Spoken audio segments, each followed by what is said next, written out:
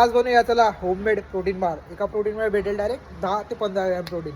Late घेऊन घेतला आपण pumping seeds, watermelon seeds, sunflower seeds, थोडेसे काजू बदाम आणि इथं घेतलं आपण याला खजूर. तर लेट्स गो. त्याच्यात काजू बदाम, नंतर टाकले आपण seeds, sunflower seeds, pumping seeds, plus watermelon seeds सगळे टाकले. आता यांना करूया प्रॉपर रोस्ट. रोज झाले. आता याला मस्त की ग्राइंड करू. मागच्या हे बघा इथे मस्त याची पेस्ट करून घेतली.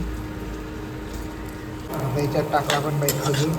त्या खजूरला मस्त हे होईल थोडंसं गरम उघड करून चॉकलेट उकळण्यासाठी पुढे पाणी येतो आणि चॉकलेट्स चॉकलेट टाकू पण होतं. हे बघा आता मस्त या डब्याला आपण लावून घेऊ पूर्णपणे तूप तेल चॉकलेट. त्यामध्ये आपलं पूर्ण पावडर इकडच्या साईडला सेम.